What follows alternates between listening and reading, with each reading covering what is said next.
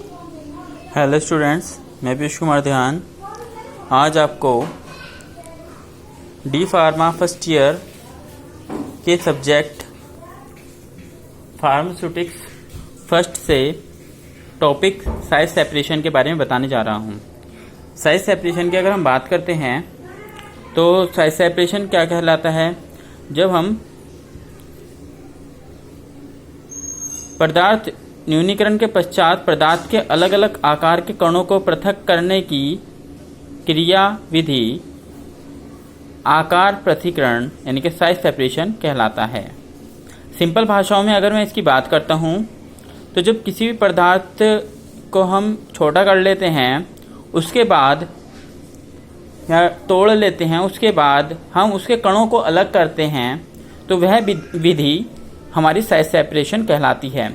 अगर मैं एग्जांपल देता हूँ आपको, तो आप के घरों में आपके घरों में आटा पिसता है होगा अगर, तो मैं ये पक्का नहीं कहूँगा कि सभी के घर में आटा पिसता है, मगर मैं आपको एक एग्जांपल देके बताना चाह रहा हूँ कि गेहूँ अगर हम लेते हैं, जब हम गेहूँ लेते हैं तो गेहूँ को हम पिसवाते हैं।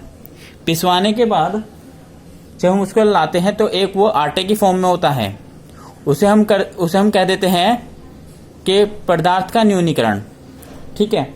अब हम उसको घर लाने के बाद भी रोटी बनाने से पहले हमारी माताएं बहनें जब उसे छन्नी में छानती हैं तो हम क्या करते हैं, जो एक पार्टिकल होता है उसमें, मतलब सब इक्वल पार्टिकल का हम आटा उसमें से निकाल लेते हैं।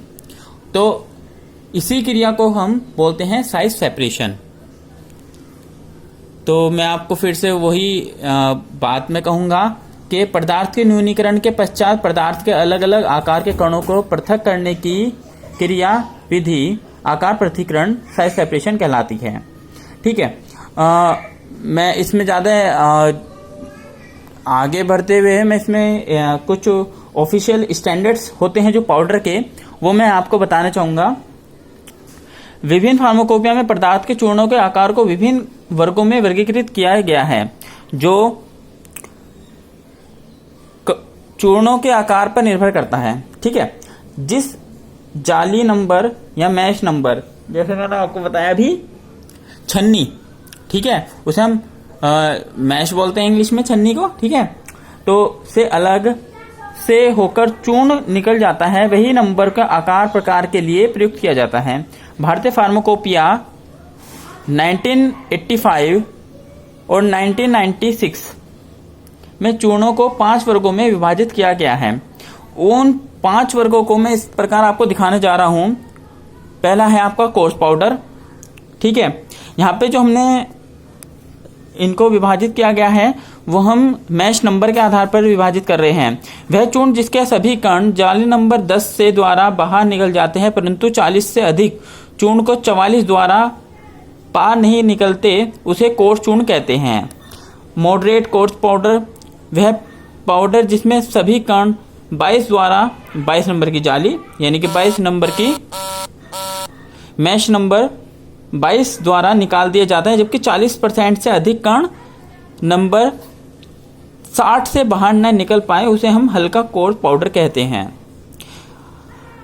अब बोलते हैं हम थर्ड नंबर पे जाते हैं, हल्का महीन कोण चूर्ण मॉडरेट फाइन पाउडर। यदि किसी चूर्ण के सभी कण नंबर 44 से निकल जाए, परंतु 40% से अधिक चूर्ण नंबर 85 से बाहर न निकले पाए, उसे हम हल्का बारीक अथवा महीन चूर्ण कहते हैं।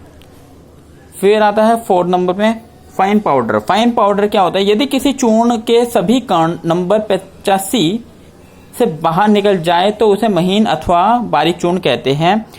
उसके बाद आता है 5वें नंबर पे वेरी फाइन पाउडर, अति सूक्ष्म चूर्ण। यदि किसी चूर्ण के सभी कण नंबर 120 से होकर निकल जाए तो उसे हम अति सूक्ष्म चूर्ण कहते हैं। ठीक है। हम आगे बढ़ते हैं। हम इसमें देखते हैं सीव्स। तो सीव्स की बात करते हैं। सीव्स हम अगर मैं सिंपल भाषा में कहूँ तो सीव्स होती हैं आपकी छन्नियाँ। तो हम यहाँ पे हम अलग अलग प्रकार की छन्नियों का प्रयोग करते हैं। ठीक है।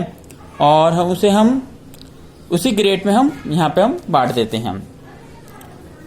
और मैं आपको छोटी सी इसमें बात बताऊंगा, यहाँ पे सीव अथवा मेष के प्रति वर्ग जो आप ये छन्नी में उसमें वर्ग सेंटीमीटर देखते हैं, उसके क्षेत्रफल में कुल जाली के छिद्रों की संख्या सीव कहलाती है। आपको मैं एक बात बता रहा हूं कि सीव क्या कहलाती है। सीव अथवा मेष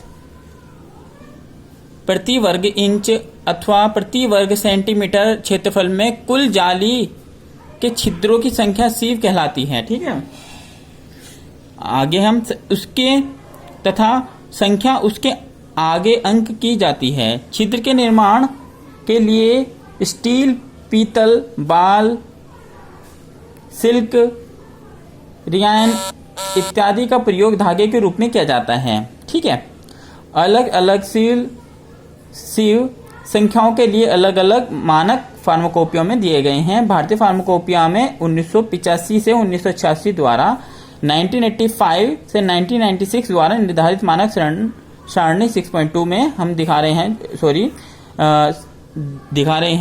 6.2 ये नहीं है, सारणी 6.1 में विभिन्न ग्रेडों के चूर्णों के मानक दिए जा रहे हैं। ठीक है, आपको देख लीजिएगा थोड़ा सा ध्यान से। कोष चूर्ण 10 ये हमारे मानक है। ठीक है, नोट कर लीजिएगा इन्हें। मैं आगे बढ़ता हूं।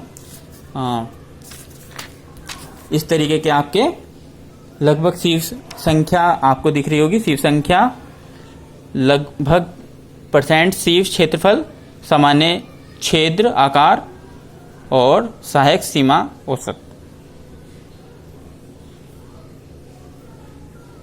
ठीक है,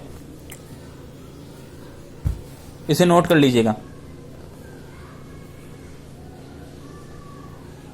आगे बढ़ते हैं हम आकार पृथक्करण पे। ठीक है, साइज सेपरेशन, आकार पृथक्करण के हमने कुछ यहाँ पे हम देख रहे हैं कि औषधि को चूर्ण करने के पश्चात उन्हें विभिन्न छिद्रों में उनके कण आकार के अनुसार विभाजित करते हैं, जिसके लिए विभिन्न विधियां अपनाई जाती है। जो विधियां मैंने आपको पहले बताई थी, सिर्फ तो मैंने आपको पहले बताई ही थी।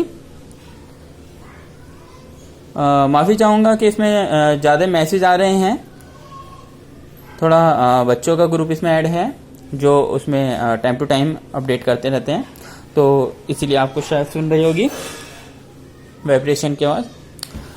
मैं आगे बढ़ता हूँ। छन्नी, मैंने आपकी छन्नी के बारे में बता दिया। तलछट, sedimentation, cyclone separation, air separation. तो मैंने सीव के बारे में तो आपको बता दिया। सीव आप घर में जैसे आटा छानने की छन्नी होती है, सिंपल आपके ऐसे ही छन्नी होती है, उसके ग्रेड के हिसाब से आपको मैंने ग्रेड सारणी दिखा दी है क्या होता है। ठीक है, आगे सेडिमेंटेशन और अथवा निक्षाल्य, इल्यूसिएशन। तो अगर मैं सीव के आगे बढ़ते हैं, सेडिमेंटेशन की बात करता हूं, तो सेडिमेंटेशन में क्या होता है कि हम इसमें कण को आकार एवं भार के अनुसार अलग किया जाता है। आकार के अनुसार कण का तलछट अथवा निक्षाल्य दर अलग अलग होती है, जिससे फलस्वरूप बड़े कण शीघ्र नीचे बैठ जाते हैं, जबकि अति सूक्ष्म कण क्रमशः मध्य ऊपर होते हैं। अतः कणों को अलग अलग करने के लिए उन्हें किसी अविलीय विलायक के साथ निक्षाल्य टैंक में रखकर कुछ समय के लिए स्टेनर द्वारा चलाया जाता है। तत्पश्चात किनारे लगी हुई टोटियों को खोल दिया जाता है, जिससे अलग अलग आकार के चूर्ण अलग अलग ऊंचाई पर लगी हुई टोटियों द्वारा बाहर आ जाते हैं। इसे हम निक्षाल्य टैंक की बनावट चित्र संख्या 6.1 में हम प्रदर्शित करते हैं। 6.1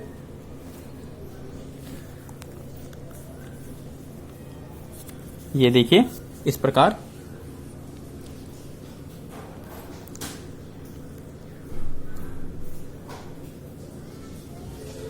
ठीक है, हाँ, आगे हम देखते हैं साइक्लोन सेपरेटर। साइक्लोन सेपरेटर, चक्रवात पृथक्करण। चक्रवात पृथक्करण में हम क्या देखते हैं? चक्रवात पृथक्करण एक शंक्वाकार उपकरण है जिसमें ऊपर एक नली द्वारा औषधियों के चूर्ण वायु के तेज झोंके के साथ अंदर आते हैं। इस छिद्र के सामने